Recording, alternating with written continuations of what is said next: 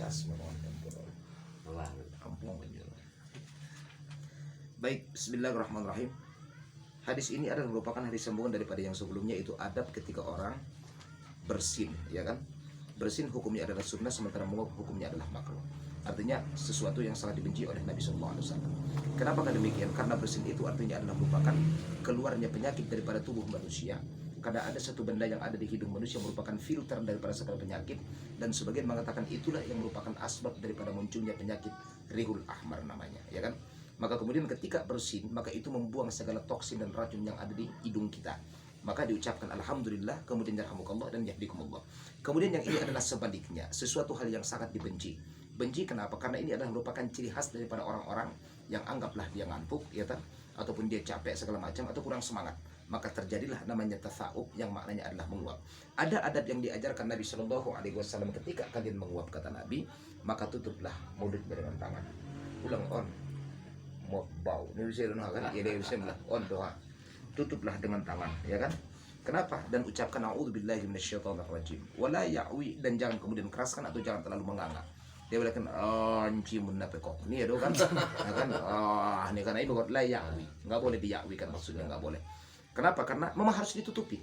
Jadi kenapa ditutupi? Karena ini maknanya adalah satu aib, ya kan? Satu cacat, satu kelemahan, atau satu kedhaifan daripada seorang hamba yang Rasulullah Shallallahu Alaihi Wasallam dia bersin namun tidak pernah menguap, itu Rasulullah. La tatha'aba abada. Nabi itu tidak pernah menguap untuk selama-lamanya. Membuktikan bahwa menguap itu adalah merupakan tanda sebuah kelemahan dan aib daripada manusia. Makanya perlu ditutupin, kata Nabi, faliyadha yadahu ala fihi, letakkanlah tangannya pada mulutnya. Untuk apa? Maknanya, pesannya, psikologinya atau filosofinya adalah karena ini dianggap aib dalam agama, maka tutuplah aib Anda. Ya kan? Karena menguap itu dianggap sebuah kelemahan untuk kita, maka tutuplah kelemahan Anda. Artinya pesan Nabi, kalau ada satu kelemahan jangan tunjukkan kepada orang bahwa Anda punya kelemahan. Artinya tutupilah segala sesuatu. Sampai dalam menguap sekalipun yang sifatnya adalah manusiawi, Nabi katakan falyadha yadahu ala fihi. Letakkanlah tangan pada mulutnya. Untuk apa? Pertama pesannya adalah filosofinya, tutupilah setiap kelemahan yang Anda miliki. Anda tidak boleh ketahuan orang lain bahwa Anda punya kelemahan, tapi tetaplah seseorang yang tetap kokoh dan kuat di pandangan orang lain, maksudnya. Makanya ditutup begini, ya kan? Dan baca a'udzubillahi minasyaitonirrajim.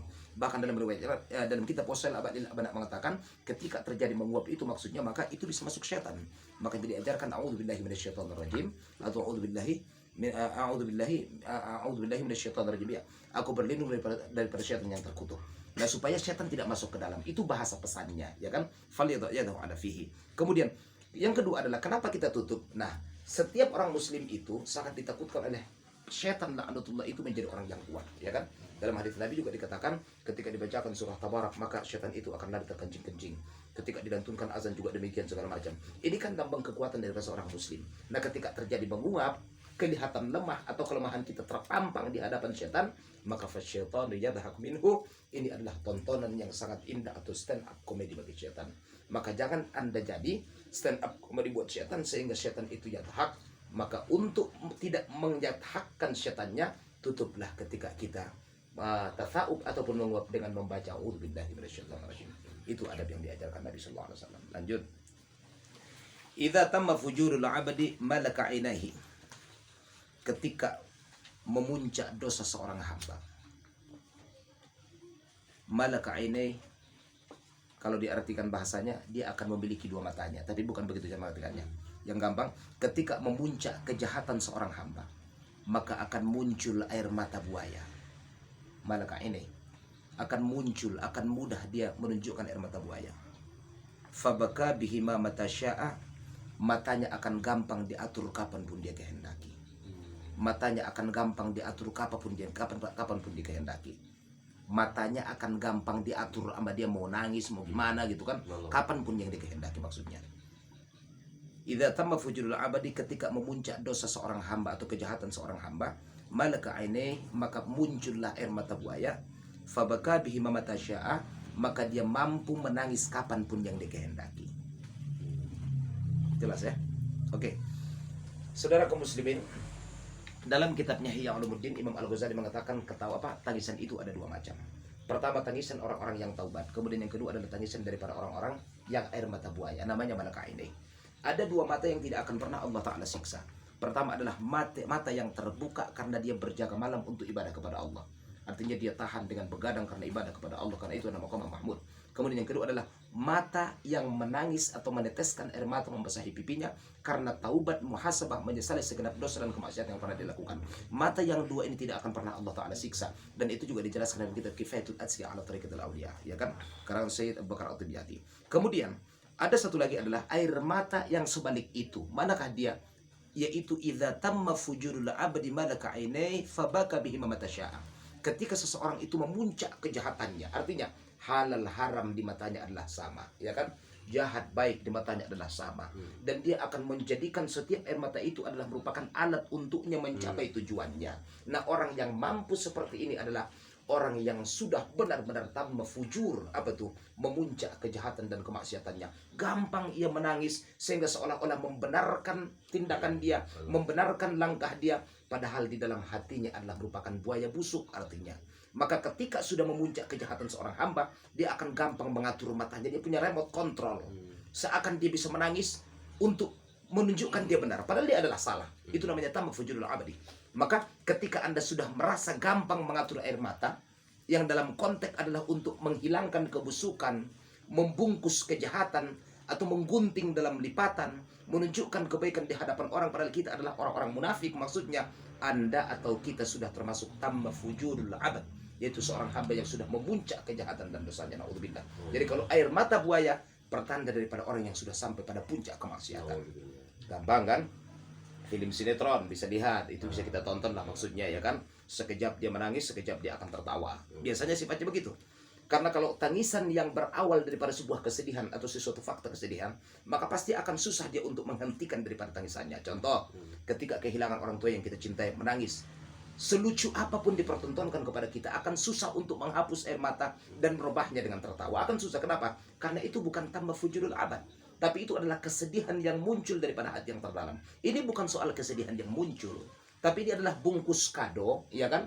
Yang bungkusannya adalah kinclong, tapi dalamnya adalah cacing-cacing busuk. Di dalamnya adalah buaya-buaya busuk, dalamnya adalah kejahatan dan kemunafikan. Nah, ketika kita menemukan seperti ini, yang gampang dia mengatur tertawa, gampang dia mengatur tangisan, maka ini pertanda kata Nabi, tamma fujurul abadi, telah memuncak kejahatan seorang hamba. Isi mandokna nabin tadi mandokna. Wala'iyadu billah. Amin. 82. Idza tarakal abdu du'a lil walidain fa innahu yanqati'u anhu rizqu. Ketika seorang hamba meninggalkan doa kepada orang tuanya. Ketika seorang hamba meninggalkan doa kepada orang tuanya.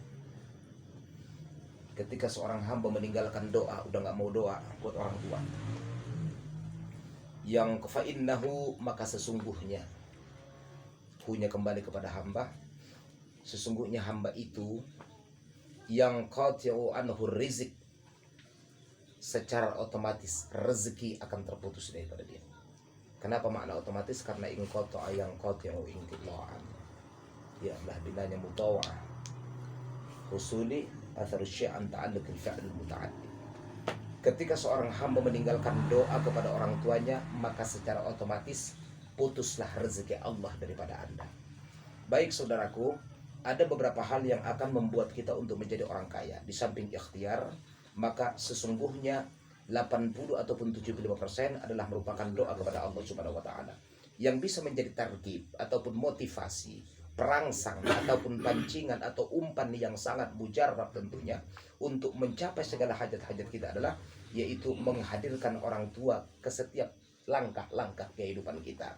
Apapun itu, dalam kondisi apapun itu, kasus apapun itu, orang itu tidak akan pernah, nggak boleh kita gaibkan, nggak boleh kita hilangkan daripada langkah-langkah kita. Coba baca dari kitab Ta'limul Muta'allim. Di sana ada penyebab jadi orang miskin, ada penyebab orang yang gampang lupa, ada penyebab jadi orang kaya.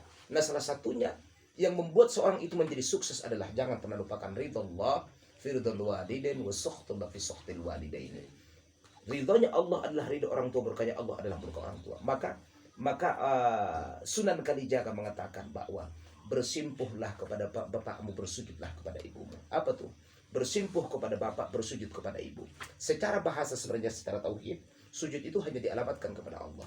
Tapi karena seorang ibu itu seakan adalah merupakan wakil Allah, makhluk yang paling sejati, ya kan? Manusia yang tidak pernah mengenal pamrih, memberi tidak akan pernah berharap untuk menerima kembali tentang balasan yang diberikan, hanya satu-satunya adalah orang tua yang kita miliki, saudara. Jadi kalau ada air mata yang ikhlas, air mata seorang ayah dan seorang ibu, air mata yang tidak pernah terbohongi, air mata seorang istri, bisa air mata kebohongan. Makanya muncul satu istilah mengatakan setetes air mata ibu Anda lebih berharga daripada setelaga air mata kekasih Anda, saudara. Atau lebih berharga daripada setelaga air mata daripada istri Anda. Makanya jangan pernah membuat orang tua menangis yang dalam tanda konteksnya adalah tangisan daripada kegelisahan gara-gara hardikan ataupun kata-kata ataupun sikap kita. Jadi jelas bahwa hadis ini salah satu yang memutuskan kita daripada rezekinya Allah, ya kan? Ini makna rezeki, ulangi terjemahkan saja bang secara lafzi ya. Secara lafzi adalah kayu, bagas nagodang, jabatan, pangkat, itu secara lafzi, ya kan? Secara maknawi, kebahagiaan yang sesungguhnya adalah al-ghina 'anil nafs, ya kan? Laisal ghina an kafratil mal walakinnal ghina 'anil nafs. Kaya bukanlah banyaknya harta, tapi kaya itu adalah ketika jiwa Anda sudah menjadi kaya. Berapa banyak orang yang rumahnya tinggi, temboknya tinggi, ya kan, bertabur emas kehidupannya, permata atau semua apapun bisa dia sulap menjadi fakta dan kenyataan, tapi ternyata batinnya merintih dan rumah ibarat neraka. Kenapa? Karena kebahagiaan tidak ada di sana. Maka di manakah kebahagiaan itu? Baiti jannati, rumahku adalah syurgaku. Siapakah yang menjadi istri rumah Anda? Satu, ayah Anda. Yang kedua, ibu Anda. Ketiga, istri Anda. Keempat adalah anak Anda.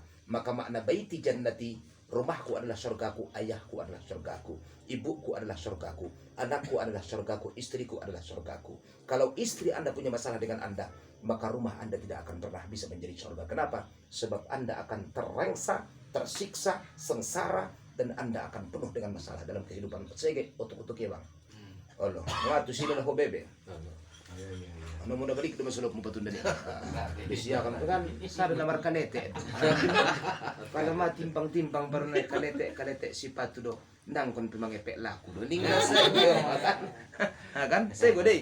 Jadi makna baiti jannati, ya kan, yang menjadi makna baiti jannati adalah 6. Saya katakan 6, minimal 6. Pertama adalah yakni al-buyutu yatazayyan bis salati wa tilawatil Quran. Pertama adalah rumah yang dihiasi dengan salat dan tilawatil Quran.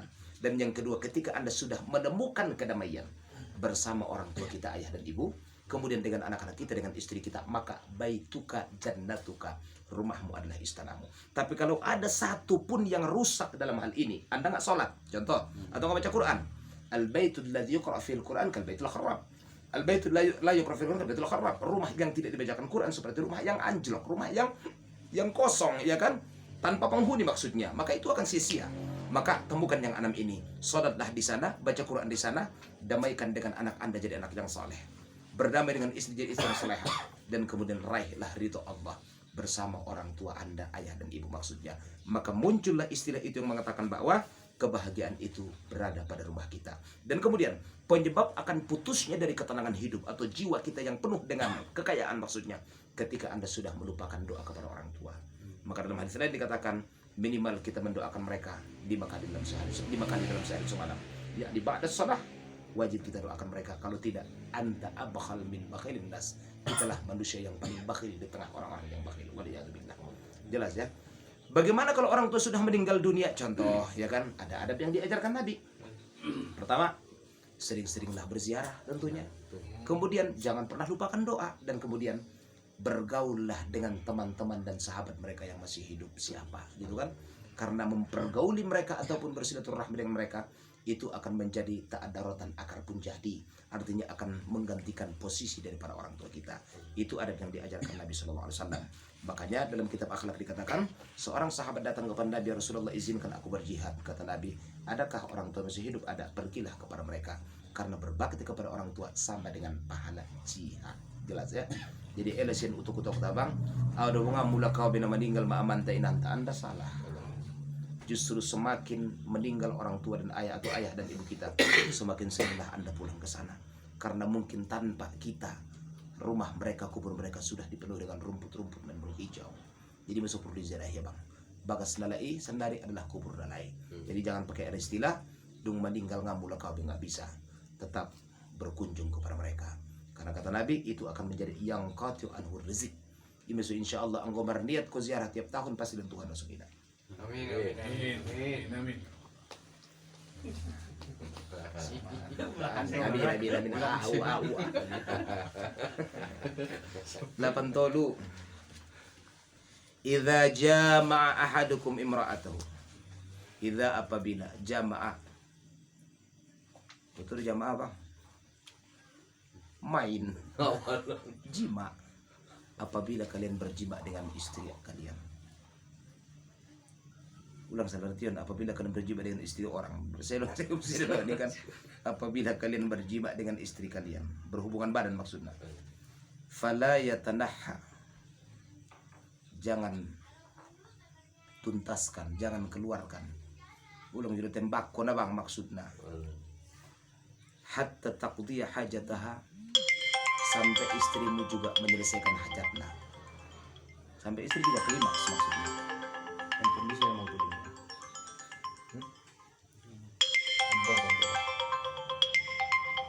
Ampun bre.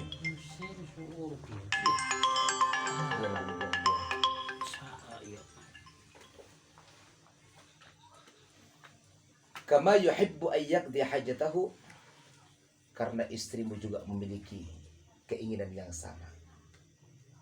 Karena istrimu juga memiliki keinginan yang sama. Roh Ibnu Adi Antalak. Ulangi, idza jama'a ahadukum imra'atahu, ketika kalian berhubungan badan dengan istri kalian, fala yatanahha, jangan keluarkan. Tadi jangan muncratkan majatu, jangan keluarkan. Hatta taqdi hajataha, sampai si istri juga menuntaskan hajatnya. Kama yuhibbu an yaqdi hajatahu, dia juga pengen seperti suaminya yang pengen menuntaskan hajat. Nah, penting pada agama itu ya, dengan seni hidup akan menjadi indah, dengan agama hidup akan terarah. Tanpa mengamalkan agama akan banyak orang yang menjadi barisan sakit hati, ya kan? Terkadang kita terlalu egois dalam hidup. Egoisnya bagaimana? Urusan nafkah zahir Anda bolehlah bisa, tapi kalau urusan nafkah batin belum tentu bisa. Bukan karena kemampuan kita yang kurang, tapi terkadang egoisnya yang mengalahkan kemampuan kita. Artinya bagaimana? Ojo ke susu Mas, paham kan? Alah, baru ke pundak sudah kau bilang ke susu nih, ya kan? Soal cerita di Sipol lagi kan? Alah, ini saja. Ojo ke susu Mas, baru ke pundak nih saja, bahkan mantung desa gunung kan? Sipol takon mah, maksudnya jangan buru-buru, ya kan? Jadi maksudnya bagaimana? Jangan buru-buru. Kenapa? Setiap manusia itu punya hajat. Ketika Anda punya hajat, maka istri Anda juga punya hajat. Maksudnya bukan cuma Anda yang butuh, dia juga butuh kepada Anda. Cuma hanya karena keinginan mereka dibungkus oleh rasa malu ataupun sifat malu, sehingga tidak tercuat dan tereksplor ke permukaan. Rata-rata yang menjadi orang agresifnya itu adalah laki-laki. Bisa dan berani meminta, kan? Ilotap komara bitabit mau cuma nggak berani yang gangi, Allah. Kon itu kon mah padahal mana yang ada mengerti, yo kan? Itu lagi juru buku gua bang ilambung bang kayak mador batu kon bagi mau cuma juga nggak mengerti yo kan? Karena itu batrong ini, ningna saja deh kan? Indar gitu, nah iyan maksudnya dong kangi, Allah. Maka jadi laki-laki perlu menjadi seorang laki-laki yang bijaksana, ya kan? Agama itu mengurus semuanya, ya kan? Agama itu maksudnya mengatur semuanya. Sampai satu hal kata Nabi bahwa ketika terjadi hubungan badan di antara kalian, fala yatanahha, jangan selesaikan dulu. Jadi perlu Anda bermusyawarah ketika Anda melakukan hal itu. Makanya yang diajarkan dalam agama ada namanya adalah muqaddimatul jima'. Apa tuh muqaddimatul jima'? Foreplay, yaitu rangsangan-rangsangan yang Anda lakukan supaya mudah melakukan coitus atau supaya gampang klimaks maksudnya, ya kan? Seorang suami setelah klimaks sekali loyo, tapi si istri bisa dia multi orgasme, ya kan? Jangan sampai satu kali pun Anda tidak mampu membuat dia keluar, sehingga yang ada adalah dia merasa kecewa. Sehingga ketika dia merasa kecewa, merasa terzolimi. Ketika merasa terzolimi, maka runtuhlah rizki Anda karena dakwatul madlum mustajabah, ya kan? Jadi terkadang rezeki itu menjauh karena Anda tidak memuaskan istri. Ini perlu kang maksudnya, perlu dikaji nih sunsun. Maka agama itu jangan terlalu egois. Tanya, bagi rumah dia.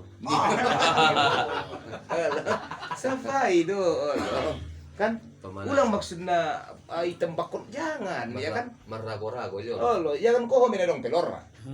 Umur kebetulan pelor dia, kan untung kan? Ya bisa ditiap kali. Oh, Lah jahit belum Ah, ang itu tat nang namin itu langsung kan nasa nime ya. poin biar Durus nandun biak tanah baru mulak bangkit. Nalau itu tung lo, baik. Maka kata Nabi falaya tanah, ya kan? Kenapa muncul hadis ini? Ya kan? Ternyata kasus ini juga terjadi karena asbabul wurudnya terjadi bukan cuma di zaman kita, maksudnya di akhir zaman ini. Para sahabat juga mengalami hal yang sama maksudnya. Jadi manusiawi atau fitrahnya, instingnya laki-laki itu adalah egois. Maka hadis ini disampaikan kepada laki-laki, falaya tanaha. Ini yang pertama. Yang kedua, kenapa falaya tanaha dialamatkan kepada laki-laki? Karena biasanya yang mengalami ejakulasi dini atau idi, ya kan? Ejakulasi dini, ejakulasi dini itu biasanya adalah laki-laki. Gue udah beruntung patah laki ya. Selalu saja tutup nih sebab perlu jaga kesehatan, ya kan? Perlu jaga imun, ya kan? Seperti Anda menjaga iman Anda. Kenapa? Karena antara imun dengan iman itu akan memunculkan satu kesempurnaan. Iman kuat tapi imunnya juga lemah, itu nggak bisa. Maka imunnya perlu dijaga, ada namanya riyadhah. Apa riyadhah? Olahraga. Imannya perlu dijaga. Kenapa? Karena kekuatan batin. Maka zohirnya adalah imun, maka batinnya adalah iman. Ketika iman dikawinkan, maka laki adalah fala yatanaha hatta taqdi hajataha kama yuhibbu ay yaqdi hajatahu, gitu kan? Maka jangan selesaikan dulu sebelum Anda musyawarah dengan dia. Tanyakan pada hitungan keberapa Anda sama-sama keluar. Nah setelah rangku bang 10 kali naik etong keluar mulia etong. So ada 2 bum. Aman insya Allah hancur Allah ngap ngot ku masalah sekopimu. Isi memberna. Saya bang, naningan saja maka teo nga salo sia dia kopi ngo bain dio. Anggo hoborat na tuong. Maka perlu introspeksi, artinya laki-laki jangan egois. Nabi juga mengatakan demikian. Karena termasuk hal yang sunnah adalah yaitu menselaraskan keluarnya seorang laki-laki dan seorang perempuan sehingga ada klimaks yang sangat sempurna dan tidak ada pihak yang dikecewakan. Agama sudah mengatur itu. Jelas ya? Itulah hebatnya. Makanya baca kitab Fathul Izar. Fathul Izar itu adalah satu kitab yang khusus membahas tentang seksologi dalam Islam. Insya Allah kalau ada waktu nanti akan kita baca. Sekitar 10 lembar deh. 2 kali pertemuan insya Allah tamat bang. Sundia do adabna, sundia pada tanggal sundia do mainna, aduk jidu dong sudi siang tangi, dong. Kita memilih ulang lagi sunan par bibir. Nah contoh, dong sudi bahas di sio loh. Pada sunan bibir na bunyi sunan, naning nari bulus. Digin dupat na niya mocom dong di sini. Jelas ya, itu agama. Lanjut, 2 hadis naik. Idza hadartum mautakum faghmidul basara. Ketika kalian berziarah kepada orang yang meninggal. Terlengkap? Iya. Ketika berziarah atau ziarah ketika mengunjungi orang meninggal. Faghmidul basara, maka picingkan, pejamkan matanya. Matanya lakna meninggal apa? Fa innal basara, karena mata yatsba'ur ruha, harus ikut kepada ruh. Harus ikut kepada ruh. Itu ada pertama. Wa qulu khaira, ada kedua. Katakan yang baik-baik tentang dia. Ulang kece IBB. Parjudion. Manang komalu. Sudah dokurennya. Fa innal malaikata, karena malaikat tu'amminu ala ma yaqulu ahlul mayyiti, pasti mengaminkan apapun yang dikatakan para ahli mayit. Anak ziarah pasti mengaminkan apapun yang dikatakan para ahli mayit. Rawi Ahmad an Shaddad bin Aus, diriwayatkan Imam Ahmad dari para Shaddad bin Aus. Baik. Idza hadartum mautakum, ketika kalian berziarah kepada orang yang sudah meninggal, faghmidul basara, picingkan matanya. Ini ada pertama. Kenapa? Fa indal basara yasma'ur ruh, karena mata itu harus ikut kepada ruh. Ruh pergi, mata nggak boleh terbuka, maksudnya harus tutup. Kenapa? Karena ini adalah komandonya adalah ruh semua maksudnya. Wa qulu khaira, adab kedua adalah katakanlah yang baik-baik tentang dia. Kemudian fa innal malaikatu tu'ammin, karena malaikat pasti akan mengaminkan apapun yang Anda katakan. Baik, adabnya ada 3. Pertama ziarah, perintah, khotatum, ya kan? Ziarahlah, melayatlah maksudnya. Sampai kata Nabi ketika lewat satu keranda atau ketika lewat orang meninggal dunia, maka berdirilah Anda yang sedang duduk. Sampai ia menghilang dari pandangan Anda atau Anda yang pergi maksudnya. Saking perlunya bang. Sampai dikatakan Nabi, berziarah kepada orang yang meninggal dunia kemudian ikut mensolatkan, ikut menguburkan, itu akan dapat 2 qiraat. Apa itu qiraat? Adalah Jabal Uhud. Ben kurang pahalona. Sampai Nabi dikatakan hakul muslim alal muslim khamsun. Hak muslim ke muslim ada 5. Berarti salah satunya ittiba'ul janaiz, ya kan? Apa tuh? Mengikuti para jenazah ataupun ziarah kepada jenazah. Nah, adab yang perlu kita lakukan adalah nanti akan kita kaji, mungkin atau sudah kita kaji di kitab ini, bahwa ketika idza hadartum janazatan atau mautakum, ketika kita orang meninggal, faqmidul basra fa innal basra yatsba'ur ruha. Maka pejamkanlah kedua matanya, ya kan? Sambil membaca bismillahi wa ala millati rasulillah, ya kan? Tutup. Allahumma hawin, Allahumma hawin, Allahumma sahil, Allahumma doa kono kona. Les buka DP ulat ibu semula. Bolang ju ulat sampai ulat sampai pipit mata naik. Indah pipit ju. Digi sama dung mati. Biar pitampar punya ita ono. Jangan puntung na mati ya unya bamba kumu ko di bagan. Jat telu kali tong ngomong Arab Cuma dalam kitab Nihayatul Zain dijelaskan tiap isan dai bang te ulang bobo. Tujuan ko di bisiran ko. Indupat naon maksudnya membantu tutup mata naik kan. Jadi bismillah ala millati rasulillah itu ada pertama. Kemudian yang kedua, kenapa perlu kita menutup mata? Fa innal basara yatsba'ur ruha, karena mata itu harus ikut kepada ruh. Jadi saya katakan ruh itu adalah merupakan cipnai deh bang, nyawa daripada segala sesuatu adalah ruh. Anda katakan cinta kepada istri sepanjang ada ruhnya. Ketika ruhnya sudah pergi, maka cinta pun akan semakin melayang, ya kan? Buktinya seorang suami yang sangat dicintai meninggal dunia, si istri belum tentu mau mengkalup-kalupnya setelah dia mati. Nggak ada yang mau kabur barus, kan? Maka fa innal basra yatsba'ur ruh. Jadi ketika rohnya sudah pulang, maka matanya juga harus ditutup maksudnya. Kemudian waqulu khaira. Katakan yang baik-baik tentang dia. Bo pene beto bu jahat ni be ulang dokon-dokon. Semua mati bayon. Malam betul untung semati ini musir teh. Juru menangku cempung bang. Nangkon dok-dok bebe. Asu dengkang. Na perlu sedo arung abang. Ada asal dokon kona jahat ya min kon malaikat. Idok kona denggan dok ya min kon malaikat. Iba sudokon mana denggan ngarung jo untung na bebe. Karena man sattara uyuban la abdi fasattara Allah uyubahu yaumal qiyamah. Wa man kasyafa uyuban la abdi fakasyafa Allah uyubahu yaumal qiyamah. Orang yang menutupi aib daripada seorang hamba, Allah tutupkan aibnya di akhirat. Tapi Anda buka aib seorang hamba, Allah bukakan aibmu di akhirat. Itu saja.